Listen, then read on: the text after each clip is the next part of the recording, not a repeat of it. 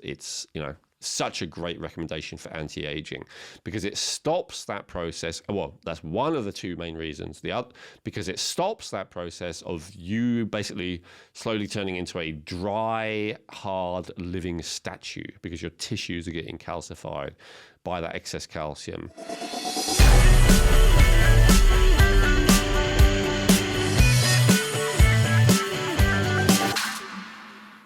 Welcome to the Rejuvenate podcast. I'm your host, Chrissy Hawks, and I'm here with my co-host, Elwin Robinson. And today we are talking about the most overlooked and underrated essential nutrients for rejuvenation. And those guys are going to help you feel younger. So Elwin, tell me, why are we discussing these nutrients today? Well, yeah, because they're overlooked and underrated. I guess that's the main thing. So I just want to clarify, in this episode, I'm aiming to do the main essential nutrients.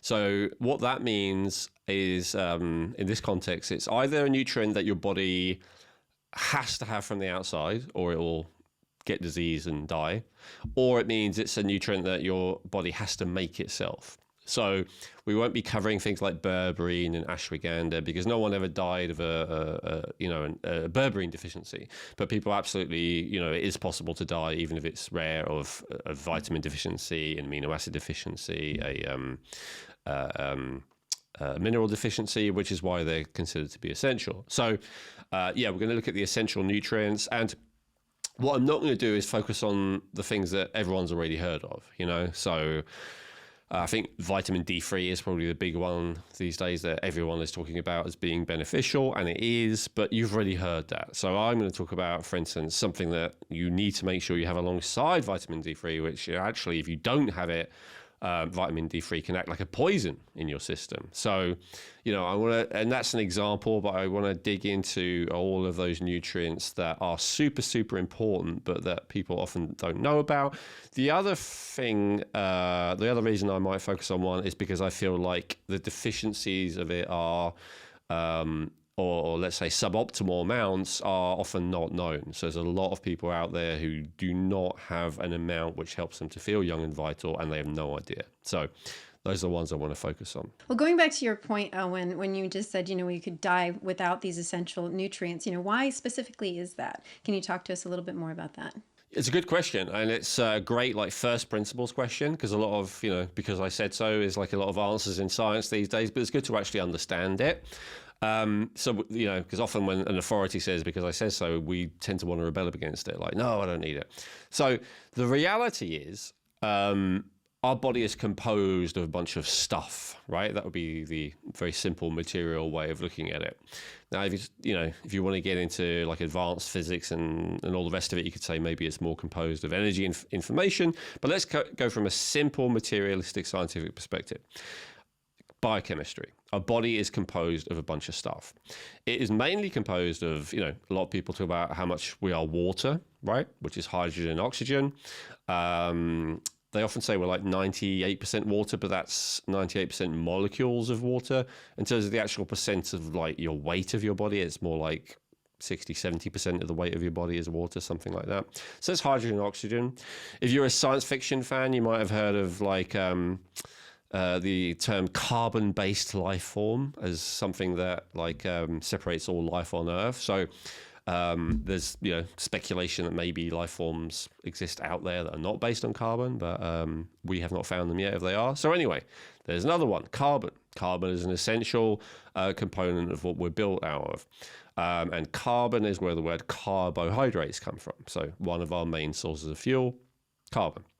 Although carbon is in, a lot of other essential nutrients as well. And then there's nitrogen. And nitrogen is especially found in proteins. And so those are the main elements that we're built out of, right? But then there's also a bunch of other elements we're built out of that are essential for us to exist, including calcium, magnesium, phosphorus, iron, right? So these are essential building blocks that if we could use some magic, again, science fiction machine and suck them all out of your body would stop functioning and die.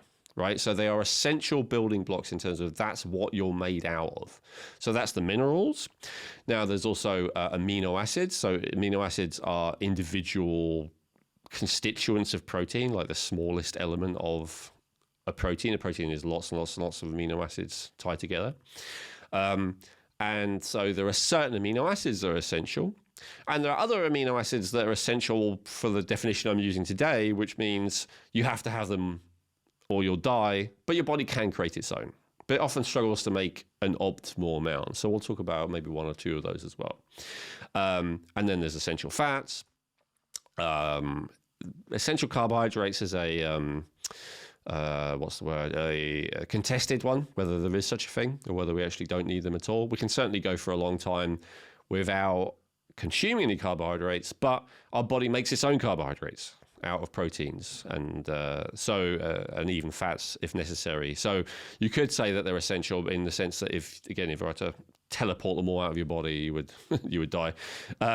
And then, of course, there's vitamins, right? And vitamins is a bit of a contentious one. If you saw our recent episode, then, we talked about how the very first vitamin that was discovered, vitamin A, of course, first letter of the alphabet, may not be an essential nutrient. And there are some people who are working on proving that by literally depleting their bodies of it as much as possible and not having any negative effects from it so far. So that's a theory in progress. But there are some vitamins which it looks like are essential, and basically still most of them.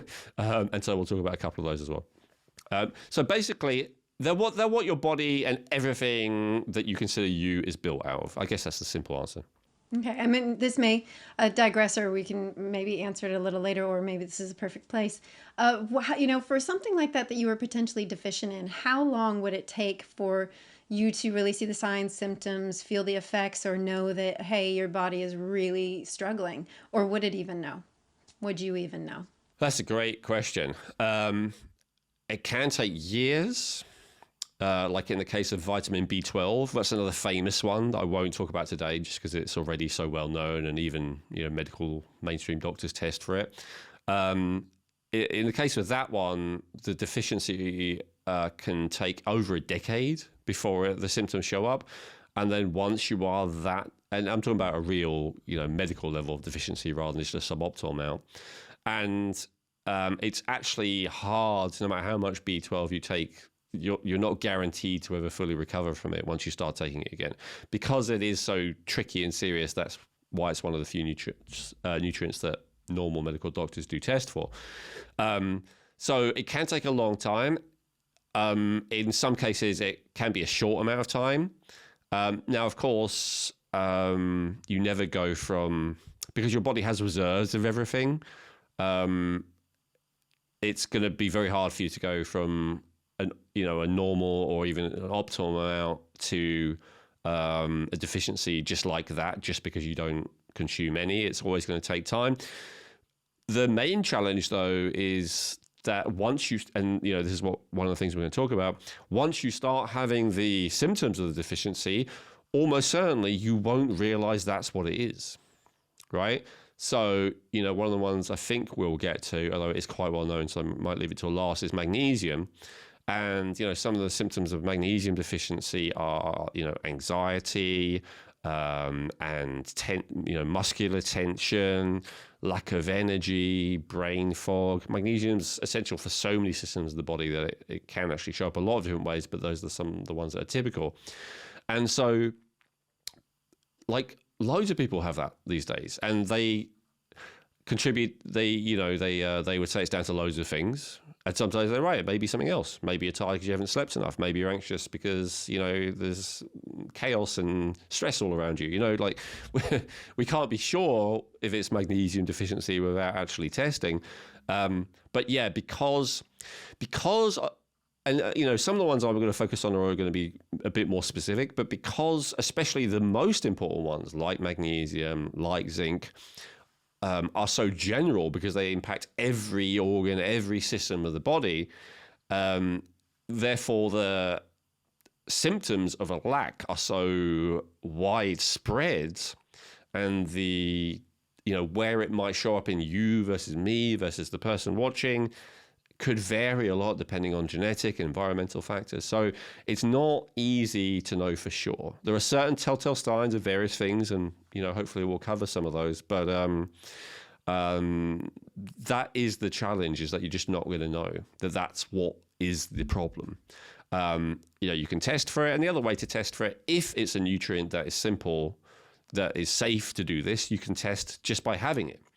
So magnesium is relatively safe, and it's also quite expensive to test well, because a normal blood magnesium test doesn't tell you anything, because your body always keeps that magnesium level in the blood pretty stable. So the easiest way to test magnesium, arguably, is just to take some good quality magnesium and see if you feel better, see if it helps with anxiety or the lack of energy or whatever. So that's at least a couple of different ways you can tell. Now, obviously, with the latter method, you could say placebo effect. You could say it could be other things, other reasons you feel better or whatever. But you can kind of get around that. I mean, you can stop taking magnesium again, see if it comes back again, to isolate it from other factors.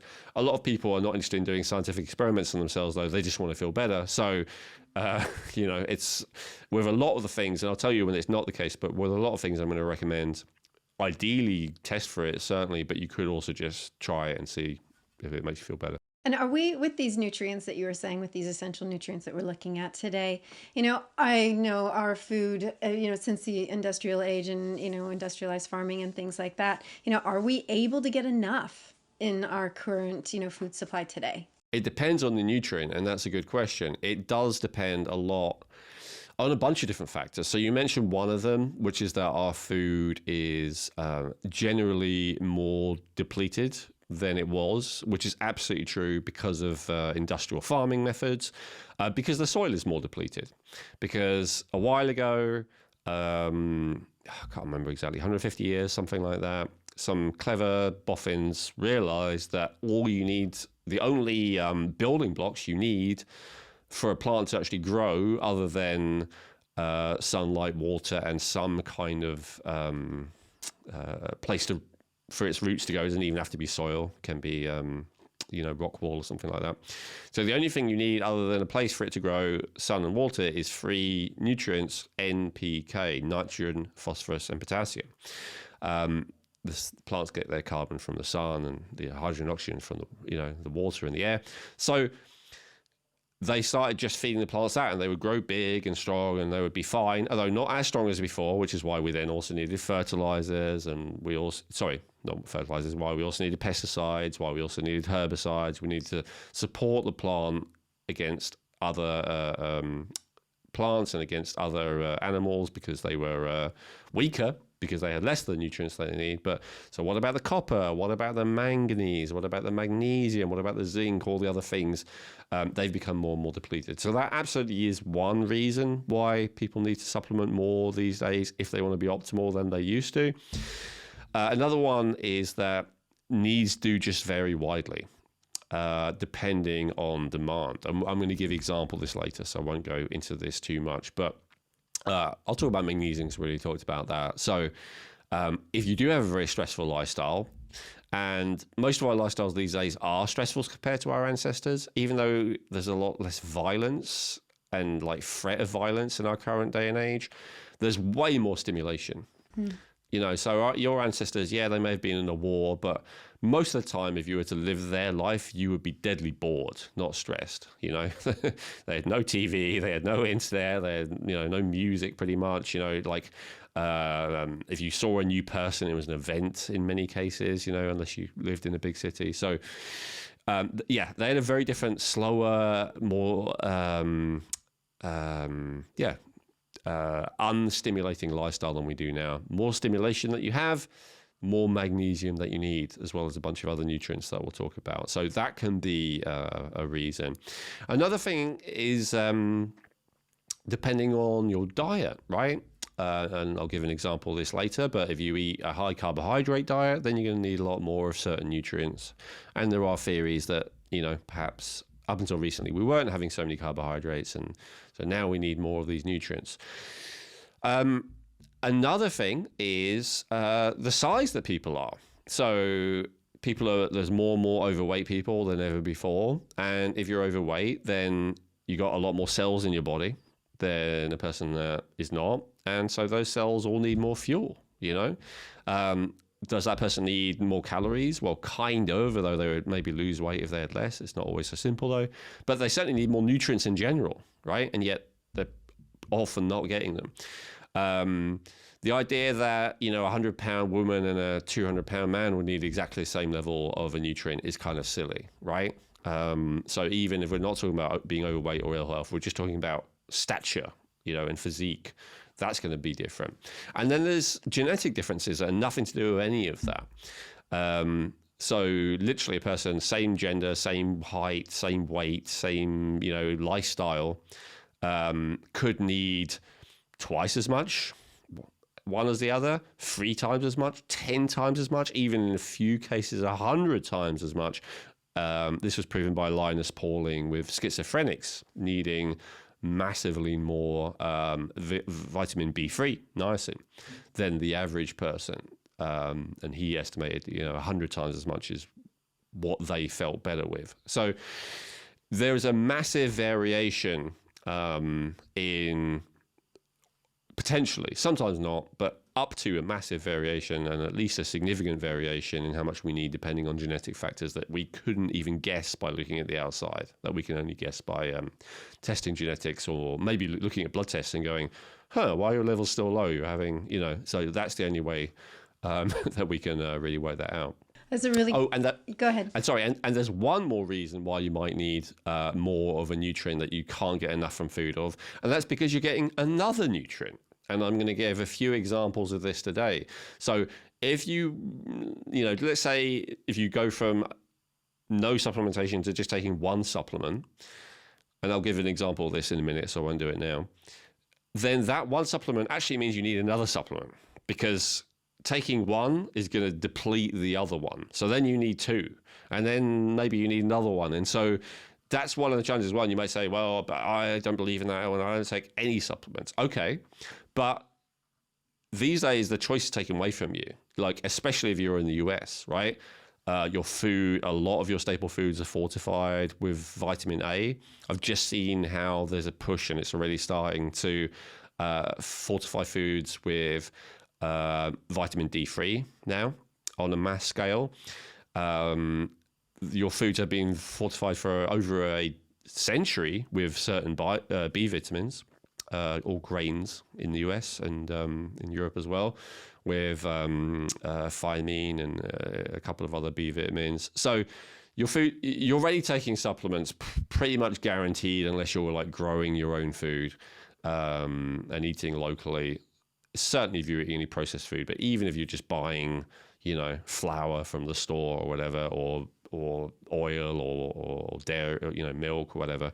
These basic staple foods in some countries, including definitely the US, perhaps more than any, are already being fortified and having these nutrients added. Yeah, those are really good points. And then that also speaks to then, excuse me, that also speaks then to, choice and down to consumer choice and making sure that the choices that you're wanting, because maybe you don't want to have vitamin A and you're trying to get rid of that for some other reason. So then that's where it goes to the consumer to really look and educate. Yes. And for vitamin A, you guys in the US are really the worst off. You get it added to way more foods than anywhere else I have been able to find. Yeah, no, I see that. So then the RDAs, can you talk to us about that? Because what you were just saying for, the example you gave earlier in that answering the previous question, how do these RDAs apply and, are they accurate? Yeah, so the RDAs are developed. This is the important thing to understand. So, the first vitamin, whether it's a vitamin or not, was actually discovered about 100 years ago. So before that, all they knew about was minerals, right? They just knew that there were these basic building blocks. And then, and certain ones they kind of worked out. Like there was the goiter belt in the US. So this is like an area where there was very little iodine, which is again is a nutrient, but also like a mineral, a fundamental building block in physics, in chemistry. So iodine is like a basic thing. And they worked out that people were getting sick because they didn't have iodine, right? And give them some iodine and their thyroids would get better. Okay. But then there were other diseases showing up, and there was no single element like iodine that they could give the people and they would get better. And so there was a lot of speculating that there must be something else, like a vital amine, they called it, which is where vitamin eventually came from. So something other than a basic element.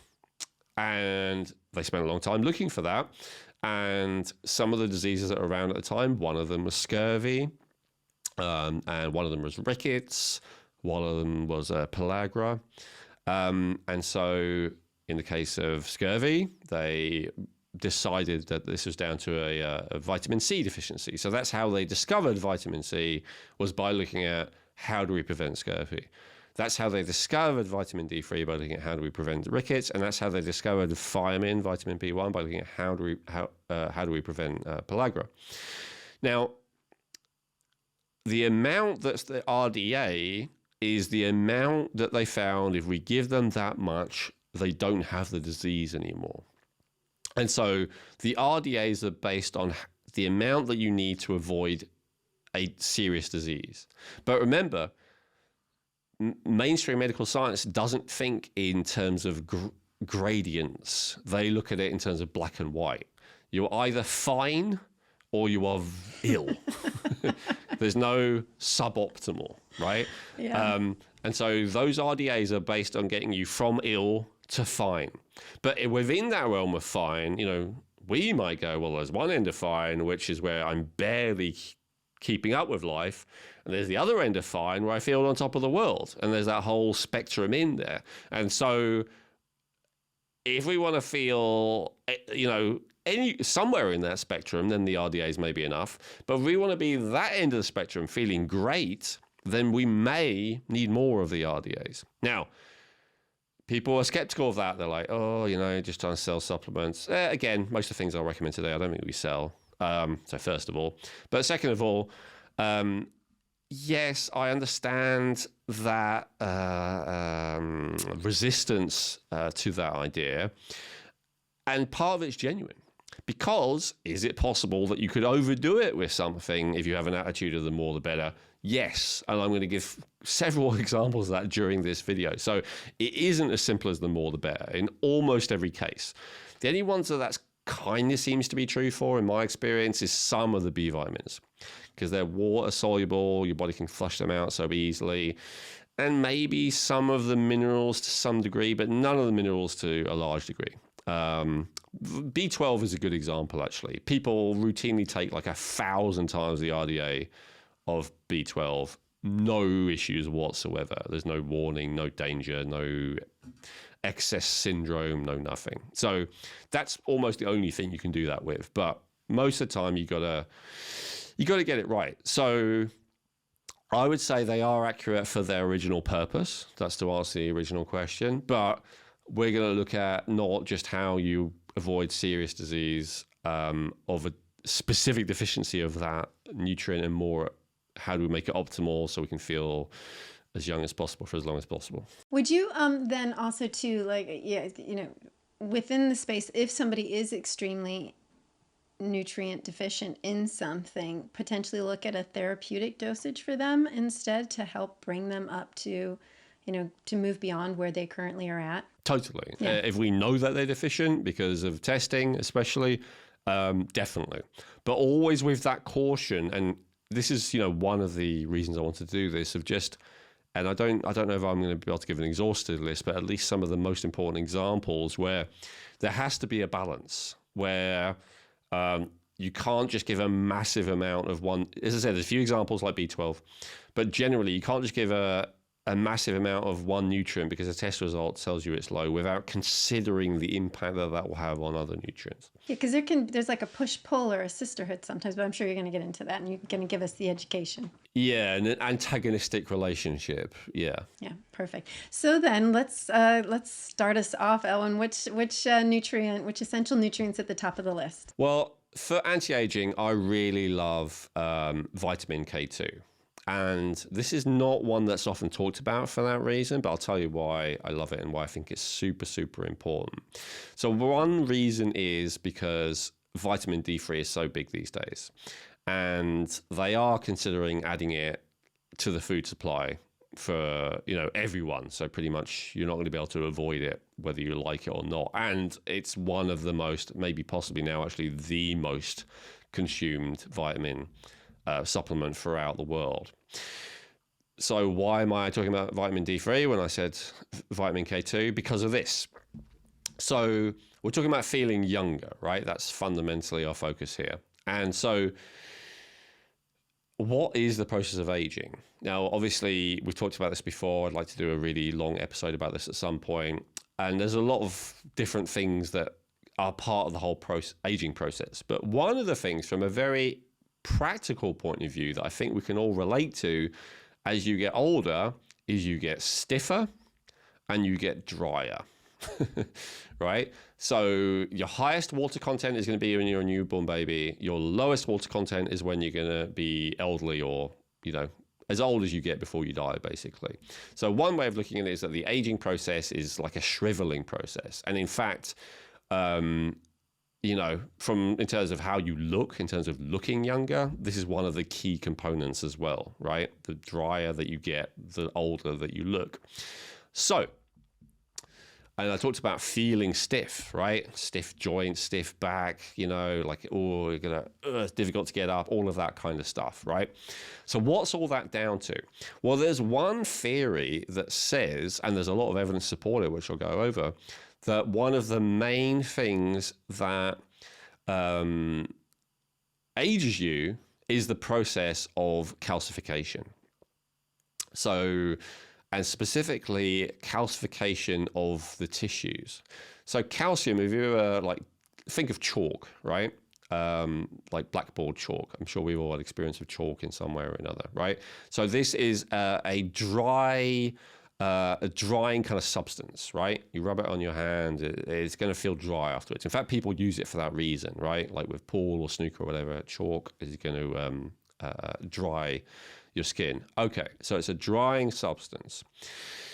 So what happens is with the calcium that we take into our bodies, if we have more than a certain amount, remember I said earlier that our body wants to keep a very strict amount of certain things in our blood. Magnesium is one of them. Well, another thing that a body wants to keep a very, very tight balance of in the blood is calcium. All the electrolytes, really. Calcium, magnesium, potassium, phosphorus, chloride. The reason why seeing if you have a deficiency of any of those things just by testing blood is often pointless is because your body will keep the pretty much exact same amount in the blood, except for in extreme medical cases. So anyway, your body keeps that calcium in the blood at a very specific range. And that's because the body is trying to keep the pH, the acid-alkaline balance, in a very specific range. And calcium is the most alkalizing element. And so if there's too much calcium, what the body immediately does is takes it out of the blood, and it puts it into storage in nearby tissues rather than putting it into the bones, which is where we would ideally want it, unless there's a certain factor at play, which we're about to talk about. And so there's a lot of evidence that says that the process of getting older is just the process of calcification. Now, let's give a few examples. Atherosclerosis, which ultimately leads to cardiovascular disease and can ultimately lead to heart attack or a stroke, is a buildup of calcium as well as cholesterol. Those are the two main things in the arteries, right? This is a very dangerous situation if it's allowed to continue. The reasons for that, we talked about that in a separate episode, the cardiovascular episode, so I won't go into that again. But it's not the only place that your body builds up calcium. And as I said, that's kind of like, first of all, your body will try and deposit it into your tissues. So it can deposit it into your joints and tendons, and that is where a person will have that's where a person will have arthritis and bone spurs and stuff like that, right? If you take a an X-ray, you actually see there's kind of like lumps on the, like hard lumps of calcium on the bones of where they're supposed to be. If you go and see a chiropractor often, they'll talk about how the vertebrae of the spine, which are very crucial, start to calcify, and like the space between them is less, and they start to become more rigid and all the rest of it.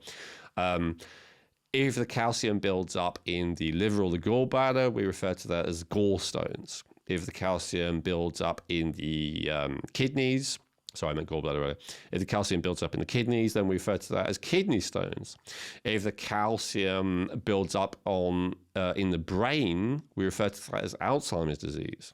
So we often refer to it as plaque, but what is plaque? Plaque has a strong calcium component. Calcium is one of the main ingredients. And then, as much as you want calcium on your teeth, you don't want calcium on your teeth in the form of plaque, right? So that's the minimum that people have heard of, right? But there's actually other areas where that calcium builds up and causes problems as well.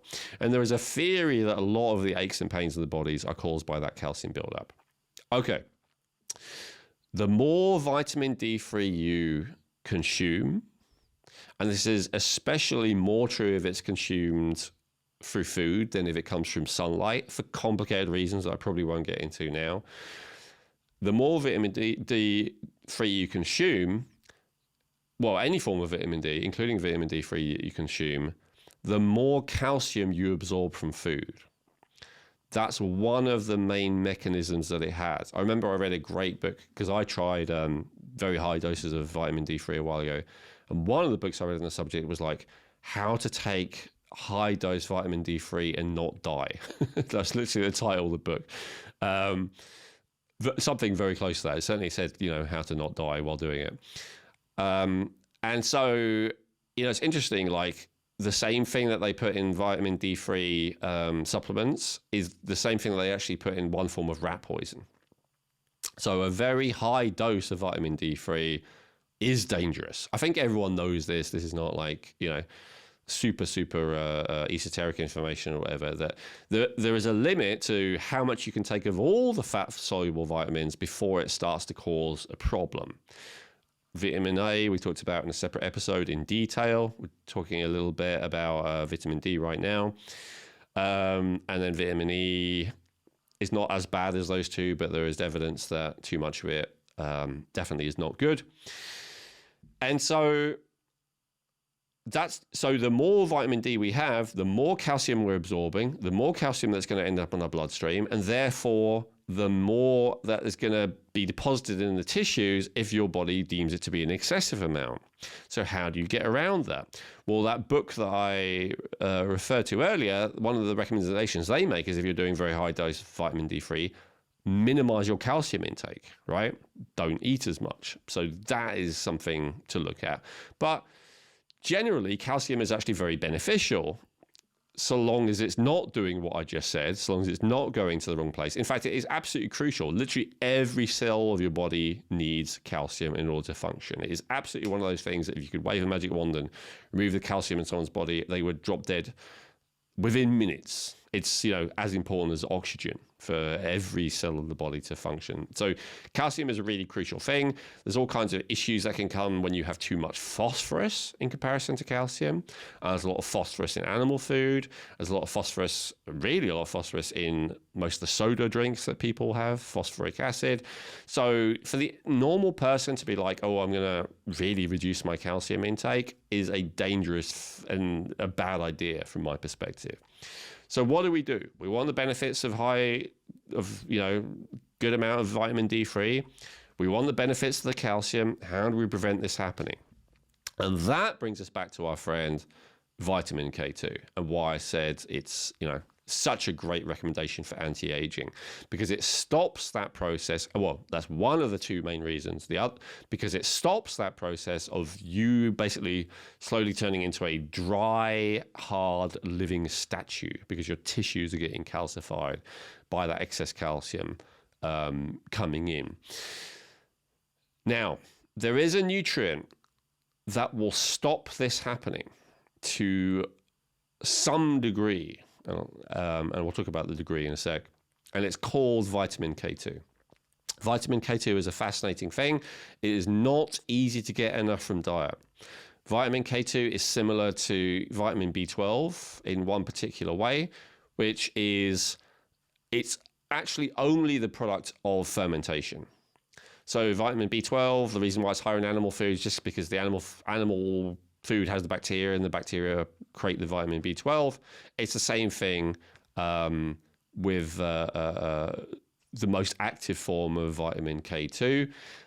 There is some vitamin K2 that's actually in the animal as well, but it's generally not enough to be optimal. So generally, you always have it as a product of fermentation. So the benefit is it stops that calcium building up in the tissues, but what else does it do? It takes it out of the tissues and puts it into the bones, and to some degree as well, the teeth. So it makes your teeth harder and it makes your bones stronger. Why is that a beneficial thing? Well, again, if we're talking about anti-aging, one of the issues about being old is that you're stiff and dry. But the other issue about being old is that you're fragile, right? That your bones break more easily, which is extremely limiting to the quality of life, right? Once you've had a hip break or something like that, it's... Yeah, I think, what is it? The falls become the most dangerous thing after a certain age for people. Absolutely. If you navigate everything well and do all the other stuff that we and other people recommend, and you live to that grand old age, then that is one of the main threats that you're going to have, is a fall. And I think I've seen something like, just saw the other day, 20% of men die within a year of having a fall. After a certain age. I can't remember the age, after maybe 70, 80, something like that. So it's really debilitating. So something that pulls the calcium out of your tissues where you don't want it and puts it in your bones and teeth where you do want it, that's a fantastic thing. The more D3 you have, the more K2 you need. Loads of people are taking D3 at the moment. They're about to add it to your food, whether you want to take it or not. So we need to be aware of vitamin K2. So that's why I would consider it one of the most important and overlooked and underrated nutrients. That's a really great point, because obviously if that is coming into the food, we are taking it, then we potentially may need to be externally supplementing with the K2 so that we can avoid the calcification and avoid those things that you just mentioned. Yes. So then with the K2, what would be the best form to take? Yeah, good question. So first of all, K2, not K1, has these benefits we talked about. K1 is more to do with clotting. That's also an important thing to support clotting. Internal bleeding is, a significant thing that affects some people. Some people worry if you take a lot of K2, will it mean you clot too much? All the research says no. It supports clotting, but it doesn't increase clotting. So you don't have to worry about that. So K2 is the form that you want. There's all kinds of different K2s in food, actually. You have MK4, MK5, MK6, MK7, MK8, MK9. Commercially, in terms of supplement form, you basically have two. You have MK4 or MK7. Both of them are interesting. There's not enough research into this. I just want to clarify that. But I'll tell you what I understand is known. MK7 is generally considered to be the more powerful of the two. MK7 comes from fermentation. If you really are against supplements, you can have a decent amount of MK7 by consuming something called natto, which is a Japanese fermented food. There is some degree of it in other fermented food that hasn't been pasteurized as well, but natto is really the big one. Then there's the other form called MK4. MK4 is more the type that's found in animals. Now, the interesting thing about MK4 version is that in Japan, they actually have a licensed drug, pharmaceutical drug, which is basically just a very high dose of MK4 vitamin K2. So usually the amount of vitamin K2 that you would have is 200, 400, 600 micrograms, something like that. That's a good supplement dose. But what if you're taking loads of vitamin D3? What if you think you're already very calcified? Can you have a higher dose? There's no research that shows that having way more MK7 is beneficial. And there's actually not the research to even show that it's safe. But there is the research to show with the MK4 that it's safe. So the dose that they give of that is 45 milligrams, which another way of saying it is 45,000 micrograms. So as I said, maybe your average multivitamin or whatever is 300 micrograms. They're giving, of this other form, they're giving 45,000 micrograms a day over the course of years, and they see no detrimental effect from it. So that's very interesting, right? That's possible. As I say, the more common these days version MK7, there's nothing saying that you can have that much and that it's safe. Why would you want to have that much? Maybe you wouldn't, right? Maybe you want to, go the more safe and easy route and go the MK7. That's the type that we have available.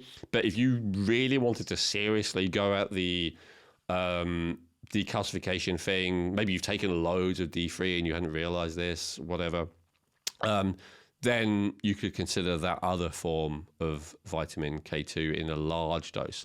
I personally did an experiment with this, which was poorly timed.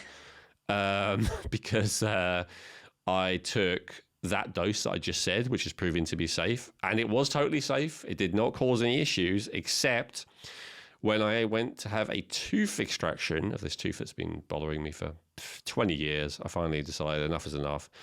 And it took the dentist an hour to get it out, whereas the normal amount of time is a couple of minutes. Yeah. It was not fun. And the reason he goes, I've never seen anyone with such a hard jawbone. It was just holding on. And this was particularly surprising to me because I had bone loss because I used to have gum disease. So I thought, if anything, it's going to slip out like that. I mean, I remember dentists in the past, they were telling me, this is one of the reasons I quit smoking back in my 20s, because my back teeth were there was bone loss and they were loose, and they were like, if you don't stop soon, they're literally going to fall out. I was like, oh God. So that was still in my head, right? This tooth is going to come out like nothing. But as a result of that mega dosing of K2, it was, he said, the most difficult extraction procedure that you'd ever have to do, that he had ever done up until that point. So I would say that is the only danger that I can think of. If there's a situation, let's say, dental work, sometimes they even break the jaw, for orthodontic purposes or whatever. So that's the only reason that I am aware of why very high doses of K2 might not be a good idea, because you actually want to break a bone or pull something out of a bone. But other than that, I don't see any downside to it. Yeah, I was going to ask if there were any contraindications or any other safety concerns, but I think you've answered that. Yeah, it's amazing. As I said, with fat-soluble vitamins, now there's not enough research in this, but I'm just telling you the facts, right? That a few hundred milligrams of the MK7, no side effects, that's been tested. And then even these massive doses of the MK4, no side effects, that's been tested. We're going to take a quick break to share with you one of our amazing sponsors, Genetic Insights. What makes Genetic Insights uniquely valuable is that they test over 83 million different variants, which guarantees a 99.7% accuracy on all of their DNA reports. With over 100 reports available, you get comprehensive insights into what your DNA is telling you about how to optimize your health today and in the future. I found reviewing my results to be incredibly accurate and applying some of the recommendations, which are personalized to your individual DNA, to be extremely helpful for me and my family. I also loved how easy it was to upload my raw DNA data that I already had from previously using Ancestry.com, because Genetic Insights supports uploading raw data from all major platforms. To get your health reports, go to geneticinsights.co and get 20% off today by using coupon code Rejuvenate. Remember that supporting our sponsors supports our podcast, which allows us to keep sharing this important information with you free of cost. So, go get your Genetic Insights health reports by going to geneticinsights.co and use coupon code Rejuvenate for 20% off today. Perfect. Thank you. Thank you for that list. So, Elwin, what is next on the chopping block, on the nutrient block? So for anti-aging, one nutrient that you have to be aware of is magnesium. Now, generally, I've been focusing on underrated and overlooked nutrients, and magnesium arguably doesn't belong in that category. I have been blowing the trumpet for magnesium since 2010, when it was not very well selling. I remember seeing some industry report recently that said that magnesium had actually taken over from calcium as the number one selling mineral supplement in the world. So people are obviously a lot more aware of it. But I just wanted to focus on it in this, quick section anyway, because I feel like while more people are aware of magnesium, they're often not taking the right form, and they're often not taking enough, and then they're not having the benefits, and then maybe after a while they're giving up. So magnesium is really crucial. When I talked about vitamin K2, I talked about how important it is that the calcium goes into our bones and teeth instead of building up in our tissues. Well, one of the components that's required for that, other than vitamin K2, is magnesium, right? So to get that calcium into a bone, you need an appropriate amount of magnesium with it. So that's one of the reasons, but magnesium is beneficial for every system of the body, really. And it's essential for every system of the body. It's involved in over 300 enzymatic processes. It's essential for the heart, it's essential for the central nervous system, it's essential for the digestive system, it's essential for the immune system. I could go on. It's easier to list the things that magnesium is not essential for. And, of course, it's often used by people other than bone health and strength because it could help with sleep if the cause of their sleep is lack of magnesium. It can help with anxiety if the cause is lack of magnesium. It can help with low energy if the cause is lack of magnesium. It can help with flexibility. So there's loads and loads of benefits of magnesium.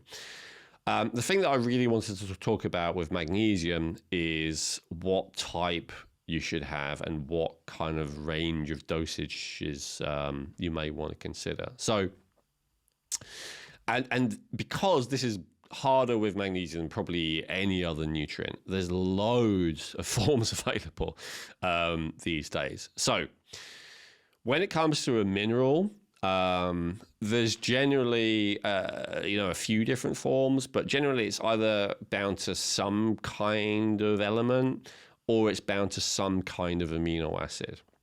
And so where it's bound to some kind of element is, so let's give a few examples. Magnesium chloride, bound to the element chloride, which is also an electrolyte. Magnesium citrate, bound to citric acid, which is part of your Krebs cycle. Magnesium sulfate, often also called Epsom salts, where the magnesium is bound to a sulfur molecule. Magnesium carbonate or bicarbonate, bound to a carbon molecule or two carbon molecules. So generally, those forms are not, magnesium oxide, where it's bound to oxygen. All those forms tend to not be very well absorbed. Oh, another one actually, magnesium malate. Sorry, all these off the top of my head. Malate is malic acid, so all of these things that they're bound to have their own purposes, have their own benefits. So citrate can be very valuable for alkalizing the body. Oxides, it's arguable how valuable it is, but some people say it helps to oxygenate the digestive tract. Sulfate, if you are low in sulfur, then that can be beneficial. Sulfate helps the detoxification process. Malate, malic acids, as well as being part of the Krebs cycle, it also helps to break down calcium stones in the kidney and gallbladder. Citric acid also has that function. It can help to break down stones actually everywhere, but usually it can actually help with that process of calcification of the tissues, but it's usually especially used for calcification of the organs. So all of the kind of things that are bound to magnesium have their own benefits. And if you're looking for that benefit anyway, it may be worth having the magnesium bound to those, because then you get both benefits, right? So let's say you might want to take malic acid anyway because you want to work on your gallstones. You may as well take magnesium malate, right? Then you've got magnesium and you've got the malic acid. However, all of those forms of magnesium, the magnesium itself is not very well absorbed in all of those forms of magnesium to various degrees. Now it depends what you do with it. I'm kind of talking more about if you consume it. If you bathe in it, then some of them are actually quite good. So if you bathe in magnesium chloride, if you throw it in the bath or in a foot bath or something like that, or magnesium sulfate, those are the two forms that are usually used because they're cheap. You can put like a pound of them or something like that in a bathtub and it won't, maybe it costs you $1 or $2, something like that. And that way, then if you sweat, your pores open up, electrolytes and toxins will come out through the sweat, but stuff will also come in through the open pores. And so that's why one way of replenishing yourself with magnesium is you can use a large amount of the cheap magnesium, put it in a bath, and some of it will go in through those open pores. Generally, though, and then, you can also do it via injections, right? Some people have those clinics nearby. You can get like an IV drip of magnesium. Certainly that will help to replenish magnesium as well. Generally, though, all of that is a lot of expense and hassle to most people. So most people are just going to take a pill, which is totally fair enough. And so if you want to take a pill, all the types of magnesium I just said, to various degrees, are not a very well absorbed form of magnesium. And they're often used for the laxative effect. Because one of the things I didn't mention earlier is, as one of the benefits, is that magnesium reduces significantly, and sometimes goes the other way, constipation, right? And in fact, chronic constipation, although could be many other causes of it, it is often a sign of lack of magnesium, even if there's also other things going on. And so when you have a lot of not very well absorbed magnesium, especially, it will cause a laxative effect. My understanding of how that works, which is not mainstream, but from my own investigations and experience and trial and error, is that it happens because so one of the things that magnesium does, it relaxes muscles. In fact, if the main thing you want to do is relax muscles, maybe you got restless leg syndrome, maybe you got fibromyalgia, maybe you got that chronic tendency to tense muscles, then often magnesium malate is recommended for that specifically. But I personally find magnesium chloride and sulfate, if you can tolerate sulfate, very effective for that as well. And so when you take these things, what happens is it kind of relaxes muscles to a degree. And one of the muscles it relaxes is the muscles of the intestinal tract. And the other one is the gallbladder and liver. And so basically it dilates, it opens because it relaxes all these tubes that run through the liver, and then stuff starts to flow from the liver into the gallbladder. The bile starts to flow from the liver into the gallbladder and then into the intestines, which then stimulates peristalsis, which is what gives it a laxative effect. That's my understanding. That's a big topic in terms of the gallbladder and the liver, and we've done a whole episode on that. So I recommend people watch that if they want to understand that more. But anyway, so if you want that not anti-constipation effect, often you would go for those forms, especially if you want the thing it's bound to anyway. But if the thing that you're concerned with is magnesium deficiency for every cell in your body, for those 300 enzymes, all the stuff that I talked about, what you really want is a magnesium that is bound to an amino acid, often called amino acid chelated. The most commonly available, and I would actually argue in many cases the best, is magnesium glycinate. This is the type that we have available on Feel Younger. I chose that specifically for that reason. I'm not against the other types because, I think they are one of the best laxatives you can take. I much prefer taking magnesium to, drugs or herbs or anything else if you are constipated. So I'm not against any of those type of magnesium. But if you really want to replenish, glycinate is where it's at. And so what is magnesium glycinate? Yeah, I was gonna ask Elwin if you could clarify, like, what is the mechanism with it being attached to amino acid versus the other things that you mentioned that makes it more absorbable for the magnesium deficiency? Yeah, it's a good question. My understanding is that a lot of the nutrients and also hormones that travel throughout the body, it often is that they're bound to an amino acid. So giving it in bound to amino acid gives it to your body in a form that it recognizes and already knows what to do with, as opposed to the other forms where it's first of all going to break them apart and then find an amino acid to bind it to. So it's kind of just done that process for you. And generally, it's also how it is found in food. So, the magnesium that naturally exists in, plants or whatever, they will generally, all the minerals, they will tend to be bound to amino acids. So that's the natural state of those minerals, both within plants and within mammals. So yeah, that's like the quote unquote natural form. Now it's all kind of natural depending on how you look at it, but it's the form that the body recognizes easy. Let's put it that way. Great. Thank you for that clarification. Sorry, I didn't mean to interrupt you. You were saying, that's why you chose the form magnesium glycinate for feel younger. Yes. Glycine has its own benefits, which I'll talk about separately. But I'm a big fan of that. And generally, it's cheaper. The only other amino acids, magnesiums, that I've seen available regularly is magnesium lysate, where it's bound to the amino acid lysine, which I am also a fan of and will also talk about separately. And then bound to taurine, which is another amino acid which has its own benefits. I probably won't do a section on that, so I'll just say, claim to fame with taurine is it supports detoxification, and it's a basic building block of GABA, which is your primary calming neurotransmitter.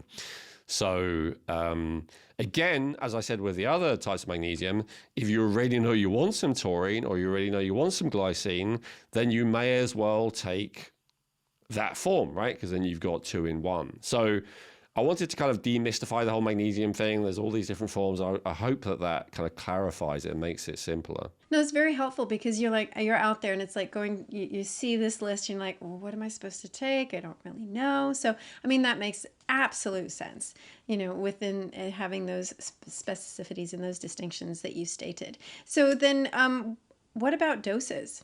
And how would somebody know, like, oh yeah, that's going to be the right dose for me? Great question. So it depends what you're using it for. If it's for the laxative effect, like if you're going for the ones I talked about previously, where it's bound more to an inorganic molecule like a citrate or oxide or carbonate or whatever, then you're probably going to want to just have to tolerance, as they say. So you basically take enough until it has that laxative effect on you. Trial and error. Yeah, exactly. And that will actually vary day by day, right? So, it's hard to be sure about that.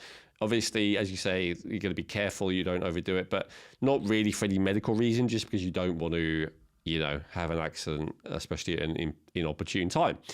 So it's better to kind of start low and then increase only as necessary and if necessary. If we're talking about the bath method that I mentioned earlier, like if it's whole body, then I'd say probably a pound or two is what's going to be required at a time for it to really, make a significant difference. If you just put a teaspoon in there, then you're not really going to get much magnesium in your system, unfortunately. Now, in terms of if you're trying to actually replenish your magnesium, as I said, actually, I forgot one of the amino acids. Another one that's popular these days is magnesium threonate, which is threonine is another amino acid. And generally, magnesium threonate is sold as a sleep and brain one, and that's because your body tends to send that amino acid to the brain, so that having it bound to that will help that magnesium get into the brain. I never particularly got on with that one, but some people love it. So if you love it, good for you. So the dose depends entirely on what form. I guess that is the point. Now, often the label will tell you, though, if it's elemental, like what the actual elemental magnesium content is, but that can still be misleading. Like often, let's say you have 1,000 milligrams of magnesium glycinate, 1,000 milligrams of magnesium oxide. The amount of magnesium in the 1,000 milligrams of magnesium oxide might be 600 milligrams, but the amount of magnesium in 1,000 milligrams of magnesium glycinate might be 100 milligrams. So in other words, there's a higher percentage of magnesium in magnesium oxide than glycinate or lysine or threonate, taurate, whatever. But actually, that 100 milligrams in the magnesium glycinate might be absorbed better than the 600 milligrams in the magnesium oxide. In fact, will be, which is why the amino acid bound magnesiums do not have a tendency to cause a laxative effect. First of all, because you'd have to take a lot before you could get to actually having, that amount of magnesium. But second of all, because they're just better absorbed, and so they don't tend to have that relaxing effect on the digestive system, because they're quickly going through the digestive system and into every other cell of the body. So magnesium glycinate, now that's one thing. Now the other thing is it depends a lot on your lifestyle. It depends to some degree, though it's not the biggest factor, on your genetics. So, in our nutrients needs reports and genetic insights, you'll be able to see if you have an elevated need for magnesium or not. But generally, that's not the biggest factor from my experience. The biggest factor is lifestyle. And so if you have a high stress lifestyle, if you consume a lot of carbohydrates, not that I'm against that necessarily, but just if you do, if you are trying to be highly productive, if you do a lot, if you exercise, more than average, anything where you're doing a lot, you're going to need more magnesium. Also, if your body is dealing with more than average, if you're ill, if you have had to go without sleep, do you see what I mean? Like any of these, stress isn't just mental or psychological, right? It can also just literally be, you had to walk many steps that day, or you've had to carry something heavy, or you've had to go without sleep. Any of these things where there's basically, the more energy you need and use, the more magnesium you need and use. It's as simple as that. So if you're relaxed, you're chill, nothing wrong with you, no stress, no whatever, you don't need that much magnesium. The more you do, the more energy output you have, the more magnesium you need. And, we talk a lot in this podcast about raising metabolism, which to some people is counterintuitive for, being young, but we're firmly on the side of that, unless we change our mind, but for now we are. And so to raise your metabolism means that your body's creating more energy. That's good. But in order to create more energy, it needs more of the building blocks to create energy, which includes magnesium. So ironically, needing more magnesium isn't necessarily a sign that you're in trouble or that you're struggling. It could just be a sign that you're actually doing better than most people, which means that you're creating more energy and doing more than most people, but you also need more of that building block than people. So the recommended daily amount, it does vary with gender and age and stuff like that, but I believe it, roughly 400 milligrams, something like that, depending on who you listen to, sometimes even less. I am a big fan of having a lot more than that. I am a big fan of having maybe 1,000 milligrams a day of elemental magnesium. I've seen some people recommend significantly more. Some people say it's crazy, but most people would say just it's unnecessary in terms of cost. But again, remember, I'm someone who has managed to get my metabolism high. I'm someone who wants to do a lot, and I'm someone who is probably more stressed than I should be. If none of that applies to you, if you if you live in the countryside and you kind of take everything as it comes, and you're very relaxed and you're very chilled, and you kind of live along with the cycles of nature and don't rush and all the rest of it, maybe you only need less than 400 milligrams a day, right? Like, I really think that it absolutely does make a huge difference. And especially if you're also very healthy, then maybe you need less. But if any of your systems of your body are struggling, and or if your output is higher, then you're going to need more. And again, that's elemental magnesium, right? So how do I personally do that? I have a variety, despite what I just said about optimal. So I have a little bit of magnesium malate with every meal, because I like to have a bit of malic acid. And I have some magnesium glycinate with every meal. And then I'll also have some magnesium glycinate before I go to sleep to support that process. So that's how I personally get to that level. And then if I have any times of constipation, which happens sometimes if I have some cholestasis, then I'll have some more. I'll have some, usually like a combination of oxide and magnesium oxide and magnesium citrate. But again, I wouldn't count that as nutritional magnesium because it really is just kind of just going through your digestive tract. You really don't absorb very much of it. No, it was just a little anecdote. I was talking to my mom the other day, and she had done something like 20,000 steps a couple of days in a row because my dad was away, so she was doing so much more. Nice.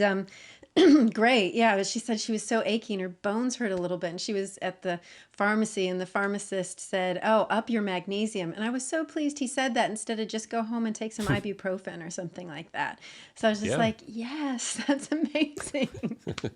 But so, I mean, you did mention it a little bit with the with the with the constipation, the side effects there of the of it letting you go to the bathroom some more. So are there any other safety concerns or anything else that when we are taking magnesium that we should look for?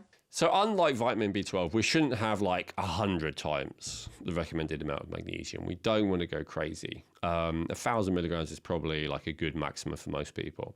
The cautions are this: if you have kidney issues, that's really the main thing. And to a less degree, if you have liver issues. Because the reason why, like, all right, let me say, if I call my doctor and said, doctor, I'm worried, I just had 2,000 milligrams of magnesium, he'd go, don't worry about it, you're fine, right? That would be my experience. But if I had chronic kidney disease and then called them and said that, then they might say, oh, okay, let's come in and make sure you're okay, right? That's basically the distinction. It's something that your body can easily just get rid of on its own. Actually, a lot more easy than sodium, Right. So if you have 5 times the recommended amount of sodium in a day, that could actually cause a problem. It's more likely to cause a problem than having 5 times the recommended amount of magnesium because it's easy for your body to excrete. In fact, it's so easy for your body to excrete, that's why it's hard to build up your levels when you have a deficiency. And what's the correlation with kidney disease and having too much magnesium?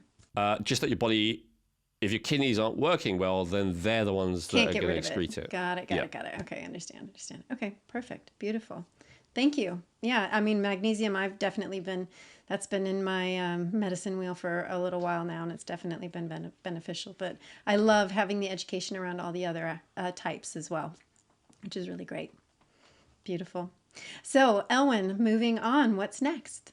So I feel like, and there's whole kind of systems of thought around this, that in order to optimize rejuvenation, anti-aging, you have to understand some of the key micro minerals and the relationships to each other. And that is iron, copper, zinc, and molybdenum. So iron is well known as being, the thing that prevents anemia from a medical point of view, because medical point of view is all looking at like what disease does it prevent. So iron on its own doesn't necessarily prevent anemia, but it's the most first thing looked at and the most common cause of anemia, lack of iron. Now there is also zinc, and there is also copper, and there's also molybdenum. Why am I grouping all these 4 together? Because if you have too much of any one of these, either because you're consuming a lot or even just because it's building up in your body for some reason, and we can talk about why, then it will cause a deficiency of all the others. So they're actually antagonistic to each other, all of these nutrients. If you have a massive amount of any of the 4 I just mentioned compared to maybe what's normal in food, you could create a deficiency in all the rest. And that's why it's super, super important, because lots of people take iron supplements. It is one of the most common minerals supplements taken these days. And more people, because of the whole viral thing the last few years, have started taking high doses of zinc as well.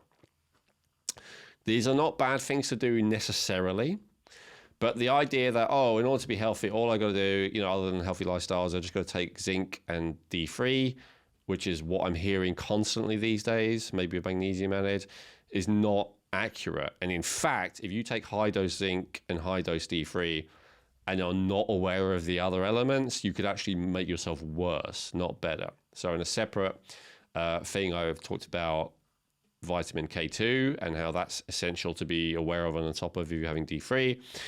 Well, I'm kind of want to do something similar here with zinc and iron.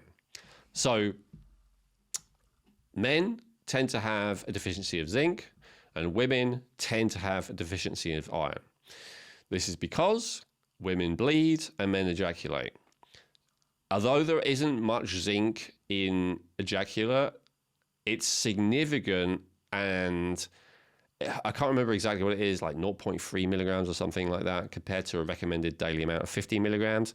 But we have to understand with all of these things, the recommended amount, you don't absorb most of it. So the amount you absorb is relatively small. We talked about that when we talked about D3 and K2, how the more D3 you have, the more calcium you actually absorb. If you're low in D3, you'll absorb very little calcium. So we don't actually absorb that much of the zinc that we take in. Anyway, so if men are ejaculating frequently, they're losing quite a lot of zinc. And then women, if they are bleeding, especially heavily because of some kind of hormonal issue, they're going to be losing a lot of iron. Now, generally, there's not an issue with excess zinc unless someone is supplementing, but there is actually sometimes an issue of excess iron for men, even if they don't supplement, because they don't bleed. The iron builds up more and more and more, and there's something called hemochromatosis, where it's actually a serious life-threatening disease. There is a genetic tendency towards that. And I've seen, like in the carnivore community, people who eat like non-stop animal food, they've actually caused themselves serious disease by doing that. All men, by creating iron overload.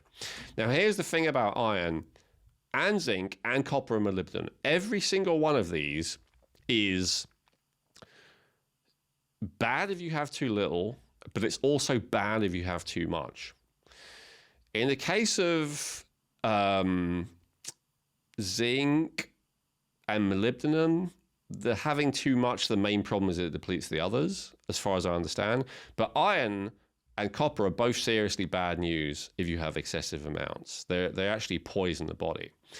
There is this thing called unbound iron.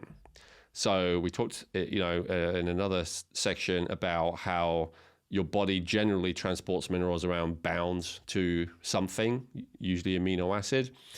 And so if you have too much iron and it's unbound iron, it causes havoc and devastation. It is a pro-oxidizing constituent. Like rust in a way, maybe. Absolutely. Yeah. Exactly. Yeah, it is a strong oxidizer. And so while it is an essential nutrient that we definitely do not want too little of, it is also kind of a poison if we have too much of it. And so it's really important with iron to have the right amount. Generally, I would say it's good for everyone to test it. The good news of iron is it's really simple and cheap to test it because it is like a mainstream medical thing. And so whether you're a man or a woman, if you're a man, it's worth testing at least occasionally to make sure that you're not overloaded it, usually, unless maybe very, very strict, vegan diet for a long time or something like that. But generally men don't get at least a serious deficiency in it, but they can get an excess. And for a woman, it's good to check fairly regularly, at least while she's, in her menstruating years, to make sure that she hasn't got a serious deficiency. And I think we touched on it with the best test episode, but just to recap quickly here, would they be looking or testing just for iron in the blood, ferritin? What would it be quickly? Usually, it's an iron panel that you can get fairly cheaply and easily, just with a finger prick test. So there's a few metrics, but I won't go into too much detail. The key thing is ferritin. So you want a level of ferritin that is not too high or too low. I think generally between 30 and 100, something like that.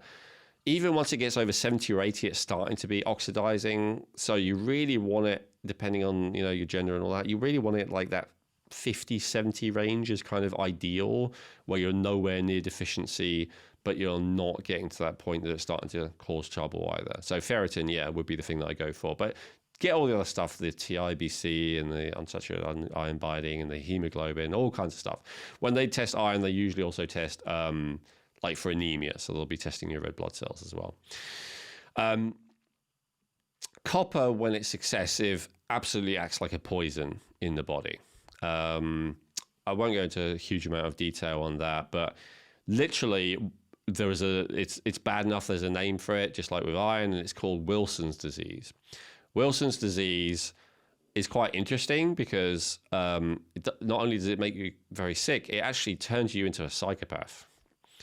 So you can have a normal person who suddenly they have no sense of shame, no sense of guilt, no sense of remorse, no sense of conscience, just through having an overload of copper. Pretty amazing.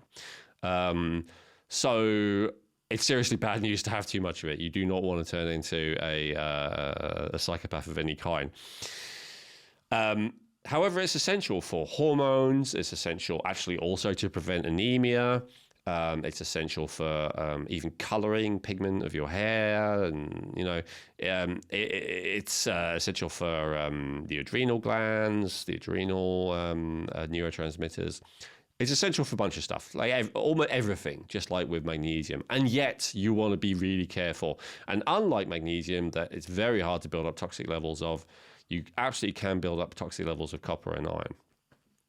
You can build up toxic levels of zinc too, but what I've seen more is that people have a zinc overdose, like they take too much at once, and then it causes nausea and stuff like that.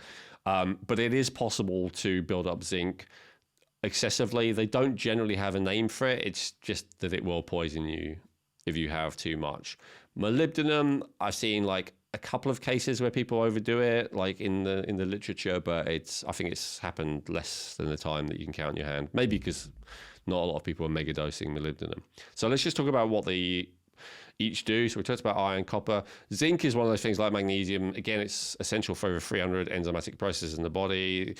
It's often associated with, men, partly because they get depleted in it, but also because it's essential for testosterone. But you know what? It's essential for progesterone as well. It's essential for cortisol. It's essential for like all the hormones and neurotransmitters to various degrees. It's essential for ATP energy production. It's essential for metabolism. It's essential for hair and skin and nails.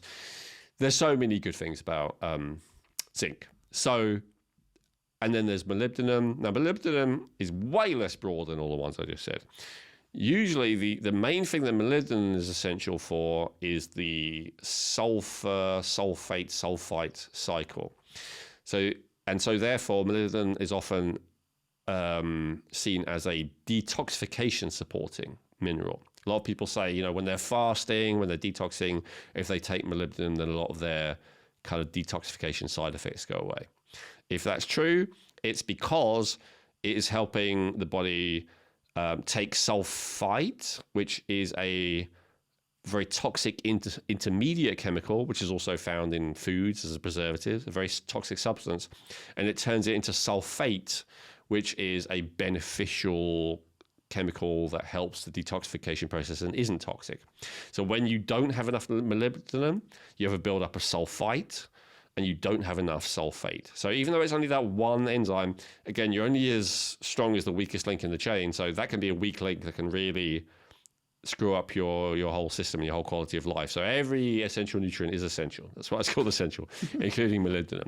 But its benefit, as far as we know, is not nearly as broad as the other three. So here's the thing. You might end up with an excess of iron for reasons we talked about. Why would you end up with an excess of copper? Often it's because you don't have enough zinc and you're eating high copper foods, maybe supplementing. So what are high copper foods? In a nutshell, high copper foods tend to be plant foods, whereas high zinc foods tend to be animal foods.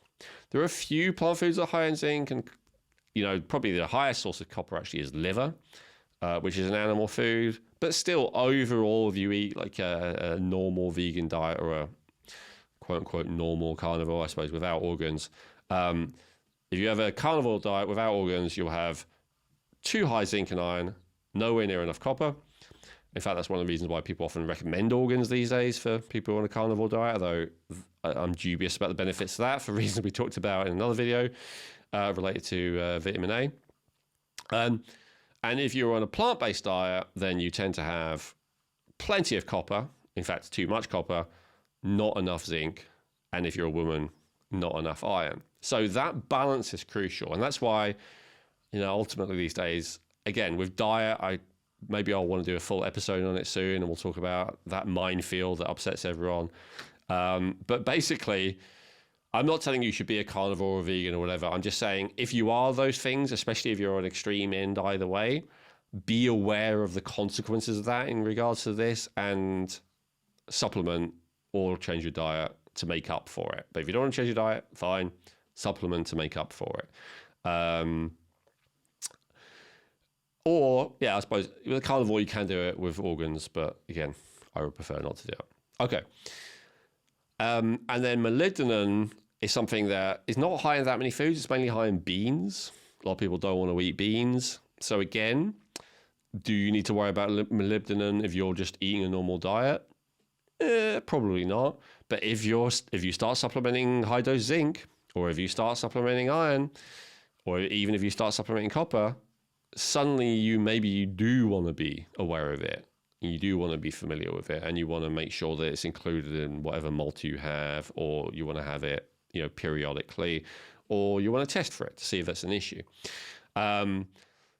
So yeah, it's finding the right balance of those things for you. It's always better to test, if you can, what your levels are of all these things, as we've talked about, as you said in the best test episode, Chrissy. But so, I wanted to talk about overlooked and underrated. I guess the thing that to me is overlooked and underrated about these four is having them in balance. That's really the key thing, as opposed to overemphasizing one or two, and as a result, creating a serious deficiency in something else. Well, I mean, until we started talking and doing this podcast, I'd never heard of molybdenum. I can't even say it properly. So it's just like all of those things. Yes, I hear iron. I've got my own issues with iron that I'm still, working on. But, understanding that there is this balance, that there is this, I don't know if you would call it a homeostasis, but this relationship essentially, and that needs attention, which is imperative to feeling younger and making sure that the body system has everything in its capacity to operate optimally, which is essentially what we're really trying to promote here. Yeah, and again, it's funny that I always like to agree with the people who disagree with me. And one way I disagree is you shouldn't be eating supplements, you should just have a natural diet. I would say the argument I've just made in this is kind of supporting them, because basically if you eat quote unquote natural diet, as in like a normal diet of some animal food, some plant food, and you're overall generally healthy, you'll probably actually be okay, at least for those four, although you might do with optimizing it. It's when we have the crazy extreme diets of none of this or none of that, or when we have like the big supplements of this or that, often that we create a problem with these four. So maybe your grandparents who never took any supplements and just ate like a traditional diet, whatever that was, they were actually less likely than you to have these problems, because you're trying to be healthy, or I'm trying to be healthy. You're taking like big doses of zinc because you hear it's good for you, and then it creates a different issue. Yeah. And so then what would be, or maybe if it just in general, like the best forms and the doses, or is there at this stage with these four? So they're all minerals, and so the best, most well-absorbed form is always the amino acid chelates. So you can, this is especially important for like the cheapest forms of zinc, are like zinc sulfate. If you have like even a recommended daily amount of zinc sulfate, like 15 milligrams, it can make you nauseous. It's really not good. So especially with zinc, if you want to supplement it, you want to have the amino acid chelated version. Although, yeah, zinc citrate is okay, and zinc oxide won't do any harm. It's just not as well absorbed. With copper, same thing. And to be honest, it usually is bound to amino acid, copper, when I see it sold as a supplement. Molybdenum can be either. Sometimes it's sold as citrate, but usually, I can't remember. I think, is it glycinate? It might be bound to glycine usually. So those would be the best forms to have. Iron is the trickiest, by far. For some reason, certainly like the iron that they often give you, the cheap iron that unfortunately often like a doctor recommends, like a ferrous gluconate or something like that, the iron bound to something inorganic, it is poorly absorbed, and it often causes constipation, and is not good. even amino acid chelated ones, though, it's the only mineral this is the case for, are sometimes not well absorbed. And the people in that case often need heme iron. They need the actual type of iron that is found in the bodies of other animals. I don't know how to put it. The specifically the blood of other animals. So this is where some people, it's not the majority, but they go vegan, even vegetarian, and they even supplement iron, and they still end up with iron deficiency. I've known those people. I used to argue with them when I was a vegan, raw vegan, God knows how long ago, over a decade ago. Not argue, but, like questioning them because I couldn't believe what they were saying was true. But it absolutely is true. Like, there are certain people that just need heme iron. And so it's one of the only things where I tell people that supplement may not do it. You may have to have a food source for it to really work. However, if you don't want to hear that, there is like an iron polypeptide, which seems to be well absorbed.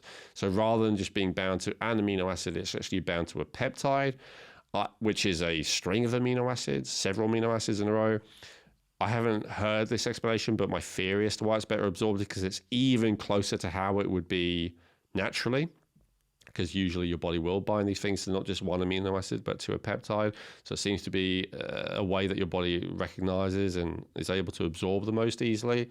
There are some people that are selling heme iron as a supplement as well that comes from dry blood. That's still not going to be good enough to a vegan, but that's an option if you just don't like the taste of meat and animal foods, but you're not ethically against it. Some people talk about molasses. Molasses is like a good plant source of reasonably well absorbed iron. But again, molasses is basically sugar with a bunch of minerals. You'd have to have a hell of a lot of it to reverse like a low ferritin level. So it's kind of an excuse having a massive amount of sugar, which may not be beneficial. So iron is the trickiest one to get a form that actually works. Definitely. No, without any doubt of any nutrient, pretty much. And then within this scope, what are the safety concerns, or would there be any other kind of contraindications other than anything that you might have already mentioned as far as the relationship between the four? With this, it's best to test with these. Iron is something that I would actually not recommend people have more than the RDA of. For their type is higher for women than men, without blood tests that show that they need it. With the copper, I think the RDA used to be 2 milligram and now it's been downgraded to only 1 milligram. I feel pretty confident recommending like 2 milligram a day to most people. But again, that's in total, including from food. And so if you eat a lot of plant foods, especially like nuts and seeds and stuff, you probably don't need any supplement copper. And certainly not if you have liver or, one of these things that's really high in copper. That's something, again, with copper, usually where I prefer to see a test results to show that you actually need it, because as we talked about, too much is a real issue. With zinc, the recommended amount is usually about 15 milligrams, very similar to iron. And a lot of people are taking a lot more than that, taking like 50 milligrams. We talked about why that may not be a good idea, right? Because it's then depleting the other ones. I feel like 20, 25 milligrams is probably a good maximum. If your immune system is really struggling, I would not go to 50, as so many people do, without knowing that you actually need that much. 20 milligrams is probably a good amount. Again, this includes from food. Now, if you're not eating animal foods, you're probably not getting very much zinc. So you could assume that's all from supplementation. I think the highest plant source of pumpkin seeds, and even there, you have to eat like so many calories of pumpkin seeds to get enough zinc. So it is very difficult to get it from purely plant foods. Just like it's difficult to get copper from animal foods without organs. And then molybdenum, that's the one I'd be the most liberal with. Like, if you have a lot of it, it can, they actually use molybdenum as a way of addressing copper toxicity. Like, that's how effective it is of getting copper out. Like Wilson's disease, they'll give you IV molybdenum. That's one of the ways that they get it out of you. So you don't want high dose molybdenum if you know your copper is low. But if you suspect that it's high because you eat a lot of plant foods and not much animal foods, or if you know that it's high, you can go quite high of molybdenum. But other than that, I think the recommended daily amount is 50, 70 milligrams, something like that. Sorry, micrograms, 50, 70 micrograms, something like that. I would say 200 micrograms is safe. That's not going to deplete a significant amount of copper unless you suspect or know that your copper is low. Beautiful. Thank you for that. Yeah, it's a definite education. I mean, like I mentioned before, I mean, iron is something that I'm working on for sure. And, let's watch this space and see how it goes. But see, also, on my tests, I'll definitely be looking at these a little bit more closely for sure. So, Elwin, what is next in our beautiful nutrient taking a deeper look at? So in terms of feeling younger, I'm really a big fan of the amino acid L-tyrosine. So L-tyrosine is not classed as an essential amino acid. So just rewind for a second. What is an amino acid? Amino acid is a constituent of protein. So a protein is just lots of different amino acids bound together. A peptide, which some people may have heard of, is just a few amino acids bound together. So amino acids are the fundamental building blocks. So there are 8 that are considered essential, and then there's a bunch of others that are considered non-essential because your body can make them, but often it may not be making an optimal amount. One of the 8 essential amino acids, I always mispronounce, but it's phenylalanine. Thank you. Now, phenylalanine gets converted by your body into tyrosine. It does have its own uses, but from my point of view, the main benefit of phenylalanine is that your body can turn it into tyrosine. So why am I rating tyrosine so highly? Well, we want to rejuvenate our bodies. We want to feel younger. That's what this series is all about. And a lot of it's just about feeling better, right? Like literally, how do I feel about my day? How do I feel about my life? How do I feel about myself? And in terms of how you feel, I don't think there is any other amino acid that is as effective as L-tyrosine, except for maybe glycine, which I'll talk about in a separate section. So L-tyrosine is the building block for 3 essential things. First of all, it is, let's say 3 essential categories. First of all, it is the building block for thyroxine, otherwise known as thyroid hormone, or T4 and T3. I've talked about this loads already, so I'd refer you to my metabolism episode and my thyroid episode for the full details on this. But in a nutshell, thyroid hormone is what tells every cell of your body, the mitochondria, which is the energy producing factories in every cell of your body, to do what it does, to create energy. The more thyroid is like an accelerator saying, make more energy. Less thyroid is like a brake saying, make less energy. So this thing that tells your body to make enough energy is called thyroxine, thyroid hormone. And that thyroid hormone is made out of basically 2 things: the amino acid tyrosine and then the mineral iodine. T4 and T3. T4 is basically tyrosine with 3 iodine molecules. 4 iodine molecules, and T3 is tyrosine with 3 iodine molecules. Hence the name as well. I mean, T obviously is for thyroxine, but it also works for tyrosine. So it's crucial for you to have enough energy. But we're talking about anti-aging. One of the probably the most mainstream accepted understanding of why we age currently is that it's mitochondrial dysfunction. It's our mitochondria not working as well as they could and should over time. Now, the reasons for that are still being investigated, and there are theories, but one of the things that's the most overlooked from my point of view is the not having enough thyroxine for the mitochondria to keep functioning at an optimal level. And tyrosine is an essential building block for that. But wait a minute, your body can make its own. What's the problem?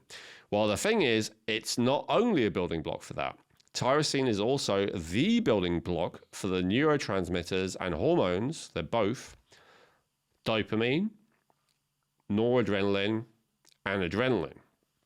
Now, we've just done a big episode on mainly on dopamine, which was the Feel Good podcast episode, so I won't repeat all of that. But again, in a nutshell, dopamine is what gives you energy in the sense of the desire to do something. Maybe it's more accurate to say it gives you motivation, drive, passion, enthusiasm, excitement. Motivation really is, I guess, the key way that I would describe dopamine. And it also makes you enjoy that process.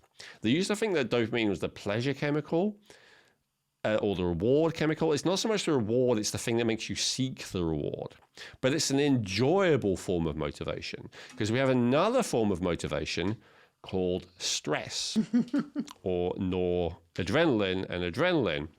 In that case, you are also motivated, but you tend to be motivated to either get away from something, which is flight, or to maybe attack something, which is fight. Neither of these are very pleasurable. Now, to be honest, I mean, if you're feeling depressed and shut down, then fighting can actually feel quite good in comparison. So, which is why some people do get addicted to, adrenaline and that enjoying being angry and frustrated and all the rest of it. And on some level, maybe not enjoying, but enjoying more than feeling depressed and hopeless. And, some people also, maybe get some kind of gratification from,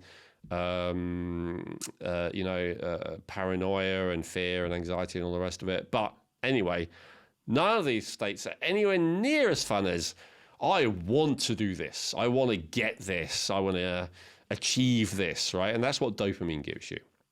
Now, here's the thing. I've been kind of contrasting those different states against each other. But you know what? All of those states are dependent on tyrosine. The difference between dopamine and noradrenaline and adrenaline is one methylation step only. And so without tyrosine, you would not be able to feel any of those things. And so that's why one of the reasons why people take tyrosine most commonly as a separate nutrient rather than just as part of food, as part of eating protein in general, is when they're low in energy. So if you're low energy, first of all, it's giving the building block for thyroxine, which helps you to create cellular energy. And second of all, it's creating the building block for the hormones and neurotransmitters that make you emotionally feel like doing something, whether it's because you want to or because you have to, or it feels like you want to, or it feels like you have to. So how does this relate to anti-aging? If you have a lot of stress, your body's going to be making a lot of adrenaline and noradrenaline. And it's going to prioritize those pathways because it assumes that if you have high demand for those things, that you are in a survival situation where you may not survive. One of the reasons why your body creates stress chemicals is because you do not have enough, often the brain, sometimes the muscles, do not have enough blood sugar. And so a way of releasing blood sugar, glycogen, from storage in the muscles and the liver, and a way of converting other things like protein and even fats into glucose, which it can then be converted to energy, is stress chemicals. So your body is raising stress chemicals all the time, perhaps due to perceived external threats, but also it could be due to the perceived internal threat of your blood sugar being low, or which is arguably the most common thing, but it could also be the perceived internal threat of and the immune system needed to respond to something, maybe an infection, maybe an allergen, or the perceived internal response to a poison, either a real poison or something that your body thinks is a poison. So in any of those situations, I'm being poisoned, I'm about to run out of energy, for the brain, so then I can't think. Oh, I can't, I need energy for my muscles, I need to go somewhere, I need to do something. Like this happens actually throughout the day for most of us, unless we're in a really peak optimal state. And then the body keeps creating more and more stress chemicals. It keeps taking pregnenolone and turning it into cortisol rather than other hormones that might make you feel better, like testosterone or progesterone. And it keeps taking tyrosine and turning it into adrenaline and noradrenaline rather than turning it into other chemicals which would make you feel better, like thyroid hormone and dopamine, because it's prioritizing survival. So in order to resolve that situation, you got to actually resolve it. We've talked about that in previous episodes. We'll talk about it in future episodes. But in the meantime, one of the things that's helpful is just to give your body enough tyrosine. So it doesn't have to make that life or death. Oh God, do I spend it all on adrenaline? I've got nothing left for you to actually, feel good about your life with dopamine, or, just give it enough so it has enough to make everything. And then you can slowly work on, addressing the reasons that your body feels like it has to release those chemicals, the reasons why it feels like it's a survival threat, whether it's real or only perceived. But in the meantime, give your body that tyrosine. Now, there's one other thing that tyrosine is used for that is, in this category, and it's melanin. It's also the building block of melanin, which is the pigment for, yes, your skin that makes your skin darker, but it's also the pigment that makes your eyes darker, and it's the pigment that makes your hair darker.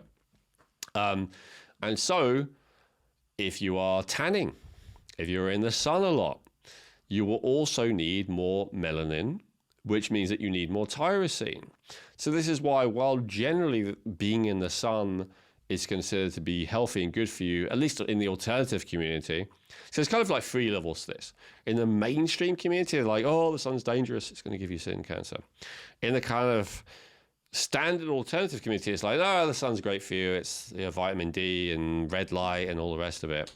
But then in the kind of more nuanced area, I would say, first of all, the mainstream is a little bit right. Like if you are really unhealthy, the radiation of the sun can create issues. But second of all, it's using up even more tyrosine, which then can mean that you have even less to make thyroxine or even less to make dopamine. So that's another potential issue of it as well. Now, you can overdo tyrosine. And one of the signs that you overdo tyrosine is actually, it can be either that you feel more stress. So if your body has a tendency of going, any tyrosine that's available, we're turning it into stress chemicals. Then if you give it more tyrosine, sometimes it can make it more stress chemicals. So that's possible. The other more long-term sign that you're overdoing tyrosine is actually that you're getting like darker skin pigments. So like moles and stuff can start to become darker and bigger. So there's excess melanation. So that will be the other thing to be aware of in terms of excessive tyrosine. But generally, as I said, in this day and age, I'm more concerned with a lack of tyrosine. And so I'm a big fan of making sure that you have enough of this. It's better to test to see if you need it. You can absolutely do an amino acid test. I prefer the urinary test over the blood test, because with a blood test, your body will keep the levels in the blood under fairly tight levels unless there's a really serious problem. But the urine test kind of tells you more how much your body's got to spare that it can throw away. So that's like a good indicator of, could it actually do with some more? I personally, when I first started testing, I had 0 tyrosine in my urine. And so it was because my body had completely used up every drop, every molecule, and so there was nothing left to excrete. So I started supplementing tyrosine in addition to what I was having. Now, there's one other reason that you might want to have tyrosine. So generally with amino acids, it's recommended to have them away from food, because different amino acids compete for absorption. And therefore, if you have it away from food, your body can just absorb all of it. It doesn't have to compete. So it's better value, easier for the body, and all the rest of it.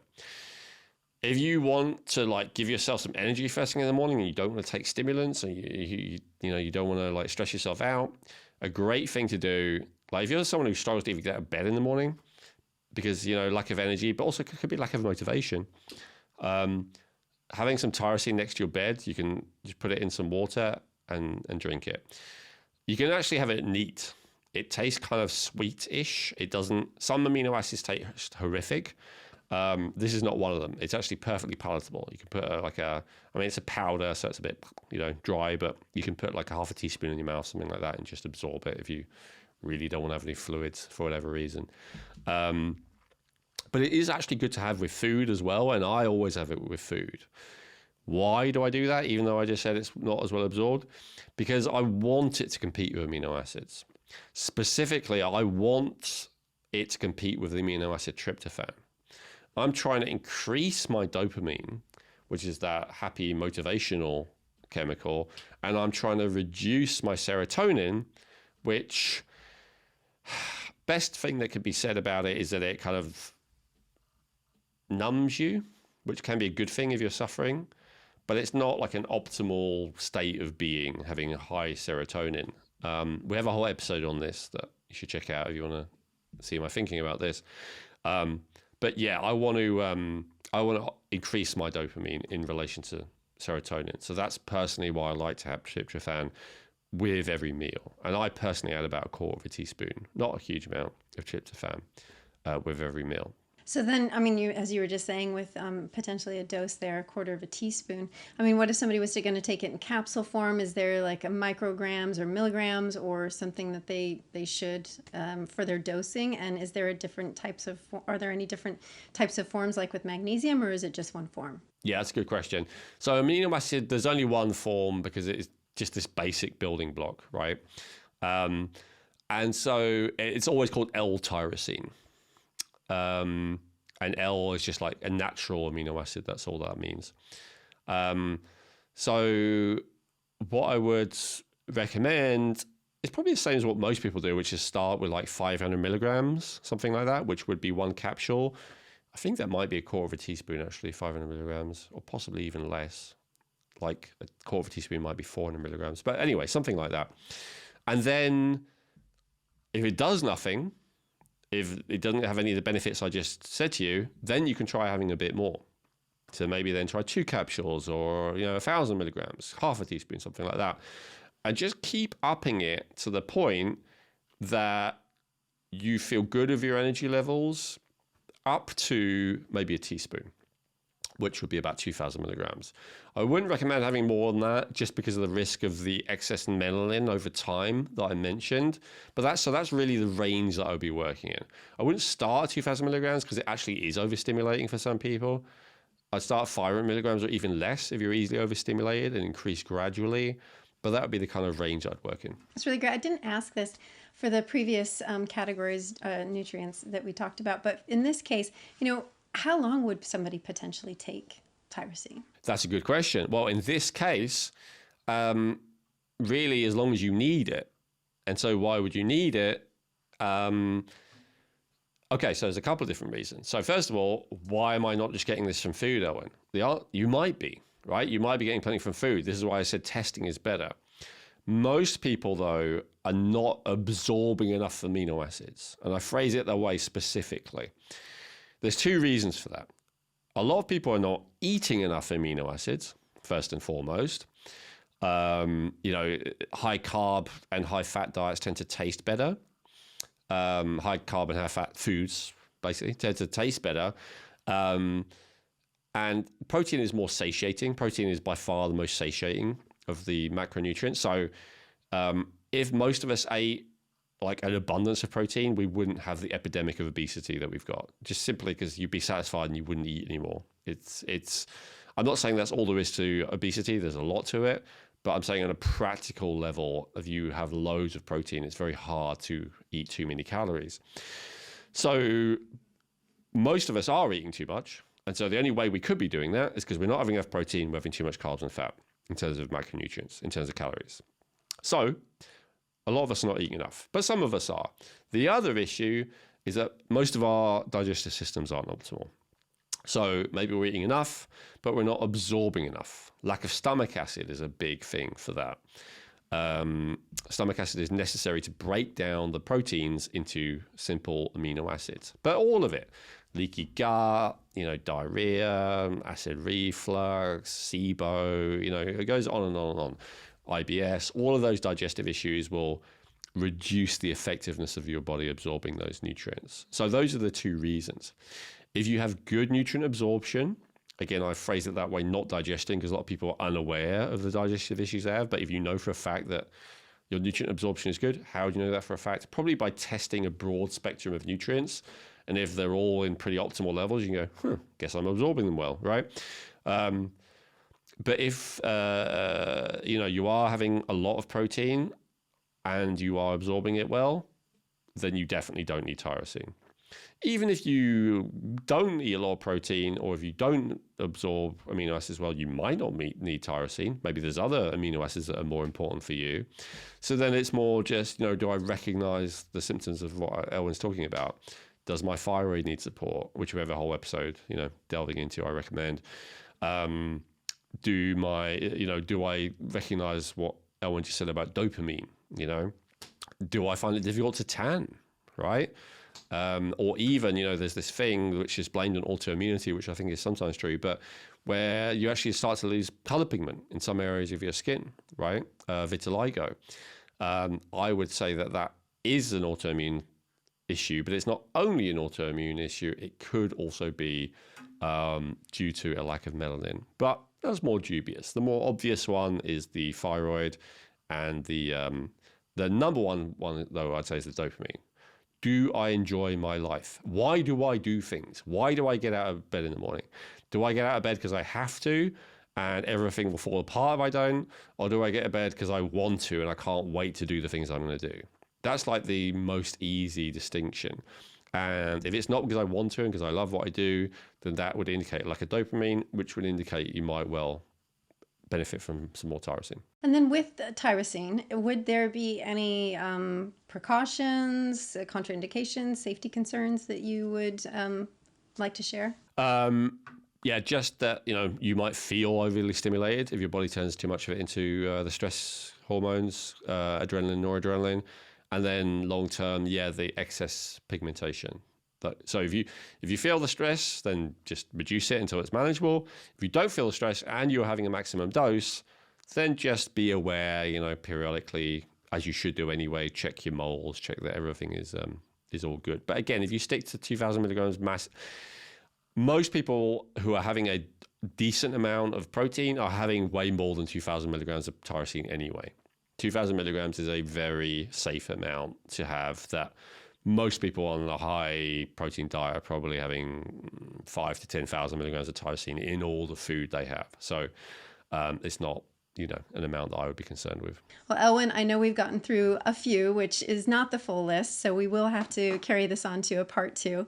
So I do appreciate your time and everything that you've put together. And to everyone that joined us today, we thank you. We appreciate you. Please put in the comment section if there are any of your essential nutrients or nutrients that you absolutely love that you'd like us to dive deeper into and look into for you. So do also please remember to hit the like and subscribe button, and we'll see you next time.